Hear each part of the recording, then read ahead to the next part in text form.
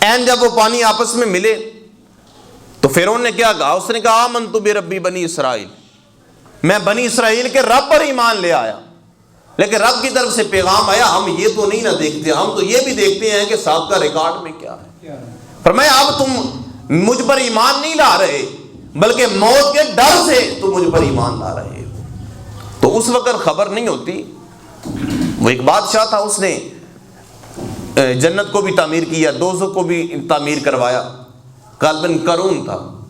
اس کا ایک قدم اس جو جنت کو تعمیر کروایا تھا، ایک اندر تھا ایک باہر تھا۔ موت کا فرشتہ آ گیا۔ موت کے فرشتے نے جب اسے دیکھا اس نے کہا تو کون ہے دیکھنے والا؟ تو نہیں جانتا میں بادشاہ ہوں؟ اس نے کہا میں تو وہ ہوں کہ ماں کی گود سے بچہ بھی اٹھا لوں نا تو ماں کو پتہ نہیں چلتا۔ اس نے کہا کون؟ اس نے کہا میں حضرت اسرائیل ہوں۔ یہ نام لینا تھا، وہ کانپنا شروع ہو گیا۔ اس نے کہا چند لمحے دیتا ہے میں اللہ کی بارگاہ میں جھک سکوں۔ اس نے کہا زندگی دی تھی، اتنے سال دیے تھے، کہاں برباد کر دیے، اب ایک لمحہ نہیں ہے، اب لا یستاخرون ساعۃ ولا یستقدمون۔ اب تو فرمایا نہ آگے لمحہ ہوگا نہ پیچھے ہوگا، جو ٹائم ہے فرمایا ایگزیکٹ ہم اس پہ اتباع رپورٹ لے آئیں گے۔ تو ان لمحات سے آنے سے پہلے انسان کو اپنی تیاری کرنی چاہیے۔ انسان کی عقل مندی دیکھی جائے تو اتنی عقل مندی ہے، اگر یہاں سے بازار جائے نا تو وہ اپنی جیب میں پیسے لے کے جاتا ہے کہ کہیں ایسا نہ ہو کہ میں سامان لینے جاؤں اور وہاں پر جا کے دیکھوں میری جیب میں پیسے نہ ہوں۔ اور اس کی بے وقوفی اتنی ہے کہ جس طرف اس کی زندگی کے ایام ختم ہوتے جا رہے ہیں وہاں کی تیاری کوئی نہیں کر رہا، وہاں کسی خبر ہی نہیں کہ میں نے جانا کہاں ہے، میری زندگی مستقل ہے کہاں۔ حضرات اسی وقت یہ جو شبان کا رات آتی ہے تو شبرات سے پہلے ایک اور بڑا زور و شور ہوتا ہے۔ ہر شخص کوئی تو ایک دوسرے کو میسج کرتے ہیں کہ مجھے معاف فرما دے، لیکن حقیقی معنوں میں کیا ہماری معافی کے لیے یہ میسج کافی ہوتے ہیں؟ اور بعض دفعہ ان لوگوں کو میسج بھیجے جاتے ہیں کہ جن سے ہماری لڑائی نہیں ہوتی، جن سے ہماری ناراضگی نہیں ہوتی، جن سے ہم نے زندگی میں کبھی اونچی آواز سے بات نہیں کی، لیکن افسوس کے ساتھ جن لوگوں کے ساتھ ہمارے تعلقات استوار ہیں، جن لوگوں کے ساتھ ہمارے رشتہ داریاں ہیں، جن سے ہمارے اتنے مضبوط رشتے ہیں، اگر ان کے درمیان کوئی ناچاکی ہو چکی ہے تو اس رات بھی انہیں یہ خبر نہیں ہوتی، اپنی انا کی خاطر۔ یہ انا ہی ہے نا انسان کی، میں ہی اسے مرواتی ہے اور ہر جگہ پر اسے شکست دلواتی ہے، کیونکہ مالک کریم کو عاجزی پسند ہے، تکبر پسند نہیں۔ لیکن انسان اگر کوئی کسی معاملے میں دو فریقین کو راضی کروانا چاہے نا تو ان میں سے ایک جو ہے وہ جناب سریجی کی طرح ٹیڑھا ہوتا ہے۔ وہ کہتے ہیں جو مرضی ہو جائے مجھے اس کی پرواہ نہیں ہے، میں کیوں راضی ہو جاؤں۔ حضرات اسی وقت یاد رکھنا، میں آج سے کچھ دن پہلے ایک شخص کے پاس بیٹھا تھا، اس نے مجھے بات سنائی۔ اس نے کہا میں نے ایک صوفی سے یہ بات سنی ہے، انہوں نے کہا کہ یہ جو میں ہوتی ہے نا یہ انسان کو ایسا مرواتی ہے کہ انسان کی ہڈی پسلی وہ بھی نہیں ملتی۔ وہ کہتے ہیں آپ جانتے ہیں کہ یہ میں زیادہ تر کون سا جانور بولتا ہے؟ یہ جو میں کا لفظ ہے نا یہ بکری زیادہ بولتی ہے۔ بعض جو صوفیاء ہوتے ہیں کہ یہ چیزوں کو پریکٹیکل کر کے دکھاتے ہیں۔ وہ کہتے ہیں بکری ہر وقت انا کے پیٹ میں رہتی ہے کہ میں ہر وقت میں کا لفظ جو ہے وہ بولتی رہتی ہے۔ کہتے ہیں صبح کے وقت کسائی کیا کرتا ہے، اس کی کمر پہ ہاتھ ڈالتا ہے، اسے ذبح کرتا ہے، ذبح کرنے کے بعد اس کی ایک ایک بوٹی کی جاتی ہے، ایک ایک بوٹی کر کے پورے بازار میں پورے کے پورے اس ایریے میں پھیلی جاتی ہے۔ کوئی بوٹی وہاں لے گیا، کوئی وہاں لے گیا، اس کی ٹانگیں کسی نے لے لی، سر کسی نے لے لیا۔ فرمایا اب اس کے درمیان نہ کچھ آنتیں بچ جاتی ہیں اور ان آنتوں کو لے کر کچھ درخت ہوتے ہیں وہاں پر جا کر درختوں کے سائڈوں پہ لپیٹا جاتا ہے۔ ہمارے ہاں شاید یہ نہ ہو لیکن میں نے بھی ان سے یہ بات سنی ہے۔ وہ کسی مقصد کے تحت نا وہ جو درخت ہوتے ہیں ان کے درمیان ان کے سائڈوں پہ لپیٹا جاتا ہے۔ اب لپیٹنے کے بعد ایک مہینہ گزرا، دو گزرے، وہ شخص آتا ہے دیکھنے کے لیے کہ کیا یہ ہمارے کام کی ہوگی یا نہیں ہوگی۔ وہ پہلے چونکہ خشک نہیں تھی اب خشک ہو گئی، وہ ایک دفعہ ہلاتا ہے، وہ دیکھتا ہے کہ ان میں نا ایک آواز آتی ہے، اور وہ آواز کیا ہوتی ہے؟ تو وہ دیکھتا ہے نہیں ابھی آواز نہیں آئی، کچھ دنوں کے بعد پھر واپس لوٹتا ہے، پھر جا کے دیکھتا ہے، پھر اس کو 1 مرتبہ کرتا ہے نا تو 8 سے 10 مرتبہ تو کی آواز آتی ہے۔ تو اب صوفی صاحب نے جو آگے جملے کہے، انہوں نے کہا کہ یہ جو میں سے تو کا سفر ہے، یہ سفر اس طرح کا ہے کہ انسان کو ذبح بھی ہونا پڑے گا، بوٹیاں لوگ لے کے جائیں گے، سری کوئی لے کے جائے گا، تمہاری ٹانگیں کوئی لے کے جائے گا۔ فرمایا اپنے اس سفر میں اگر تو چاہتا ہے تمہارا جسم سلامت رہے تو فرمایا ان سارے کے سارے معاملات کو دیکھ کر تو پہلے اپنی میں کو ختم کر لے، اور اپنی میں کو ختم کر کے تو یہ کہنا شروع کر دے کہ مالک جو بھی ہے تو ہی ہے۔ دیکھیں نا بات سمجھانے کا ان کا انداز کیسا ہے۔ اور کئی تو اللہ کے ایسے نیک اور برگزیدہ بندے گزرے ہیں کہ جنہوں نے پوری کی پوری زندگی میں کے لفظ کو زبان پر نہیں لائے۔ ایک بزرگ تھے، انہوں نے پوری کی پوری زندگی یہ میں کا جو لفظ ہے نا یہ اپنی زبان پر نہیں لایا، احتیاط کی کہ کہیں میں تکبر میں نہ آ جاؤں۔ ایک شخص تھا، اس نے کہا کہ یہ نہیں لاتے زبان پہ، انہوں نے کہا نہیں لاتے جناب۔ اس نے کہا میں ان کی زبان پہ ضرور لے کر آؤں گا۔ وہ گیا، اس نے کہا کہ جناب شیطان کو، پہلے تو یہ فرشتہ تھا، شیطان کیسے بنا، ابلیس کیسے بنا؟ تو آپ نے فرمایا کہ نماز کا وقت ہو چکا ہے، نماز پڑھ لیں اور اس کے بعد اس بات پر گفتگو کریں گے۔ اب نماز پڑھنے کے بعد سلام پھیرا، آپ نے فرمایا کہ وہ کون شخص تھا جو یہ سوال کر رہا تھا؟ تو وہ فوراً سے کھڑا ہوا، کہنے لگا جناب میں ہوں۔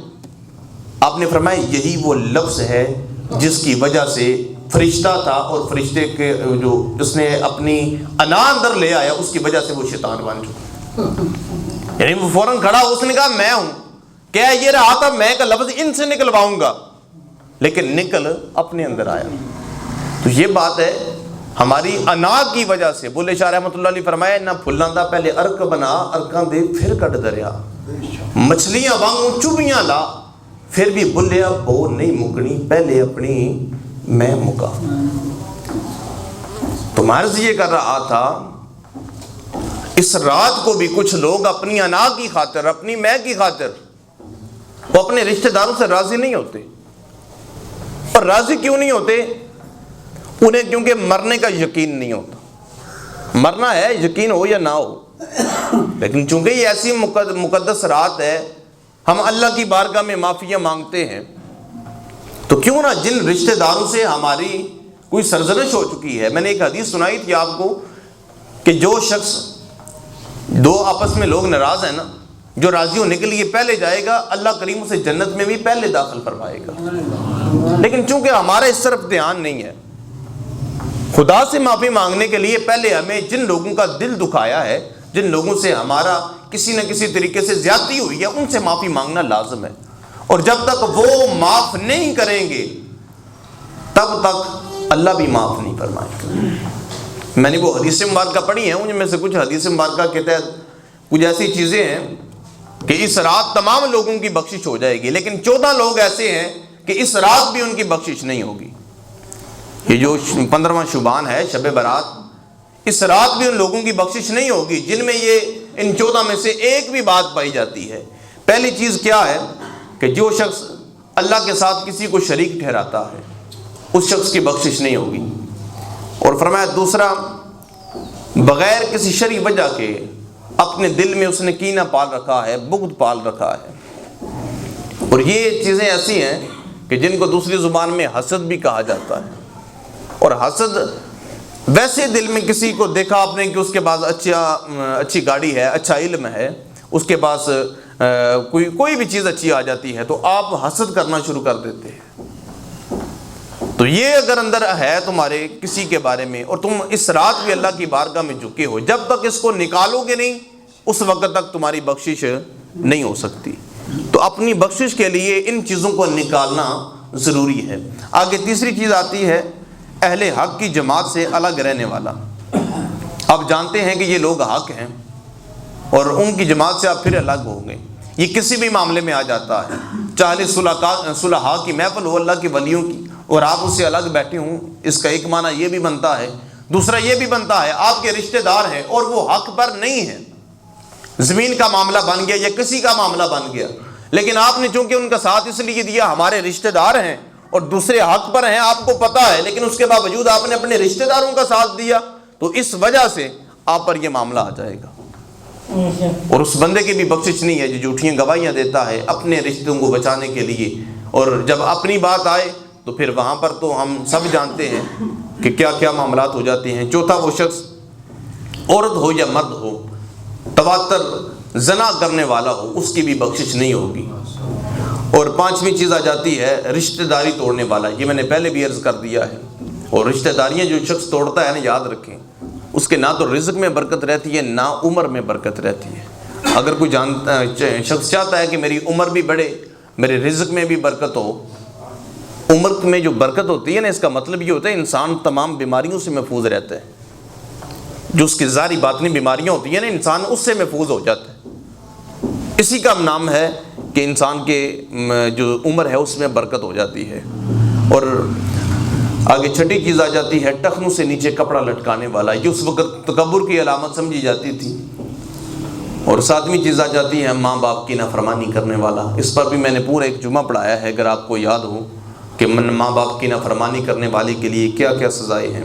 اور آٹھویں چیز آ جاتی ہے شراب یا کسی دوسری چیز کے ذریعے نشہ کرنے والا ہو۔ اور یاد رکھیں وہ چیز جو نشہ آور تو نہ ہو لیکن نشے کی طرف لے جانے والی ہو، وہ بھی علماء نے منع فرمایا ہے۔ اور آج کے دور میں یہ بات بتاتا چلوں کہ یہ جو شیشہ ایک بیماری نکل آئی ہے نا، جس میں ہمارے بالخصوص نوجوان جو ہیں وہ اس میں مبتلا ہو چکے ہیں۔ کسی کو پتہ چلے نا کہ دوسرے گاؤں کے کونے میں ایک شخص نے شیشہ لگایا ہے، تو وہ گروپوں کی شکل میں وہاں پر جاتے ہیں اور جا کر وہ ساتھ وہ اس کے کش لگاتے ہیں اور ساتھ ویڈیو بناتے ہیں اور فخر محسوس کرتے ہیں۔ میں تو حیران ہوں ان کی عقل پر کہ یہ فخر کرنے والی بات ہے جس پر آپ فخر کر رہے ہیں۔